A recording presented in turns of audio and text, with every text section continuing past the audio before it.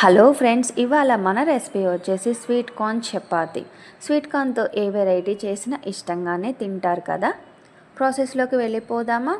ముందుగా sweet corn గింజలు తీసుకొని శుభ్రంగా వాష్ చేసి కుక్కర్లో పెట్టి 2 విజిల్స్ వచ్చేంత వరకు ఉంచి తీసుకోవాలి.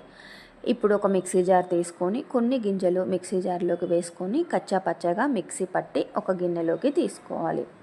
ఇప్పుడు అదే గిన్నెలోకి సన్నగా కట్ చేసి పెట్టుకున్న ఉల్లిపాయ, పచ్చిమిర్చి, అల్లము, కొత్తిమీర, కరివేపాకు, జీలకర్ర, మీ టేస్ట్ తగ్గట్టు ఉప్పు, కొంచెం మిరియాల పౌడరు, చీజ్ కూడా యాడ్ చేసి ఈ మిశ్రమం మొత్తం కలిసేలాగా కలిపి పక్కన పెట్టుకోవాలి.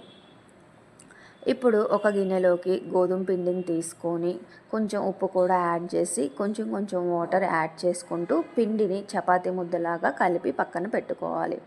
ఇప్పుడు మీడియం సైజు ఉండని తీసుకొని చపాతీలాగా రుద్ది మనం ముందుగా మిక్స్ చేసి పెట్టుకున్న కార్న్ మిశ్రమాన్ని కొంచెం పెట్టి ఫోల్డ్ చేసుకొని రుద్దుకుంటే చపాతీ రెడీ అవుతుంది. ఈ చపాతీని నెయ్యితో కాల్చుకుంటే సూపర్ టేస్టీగా ఉంటుంది.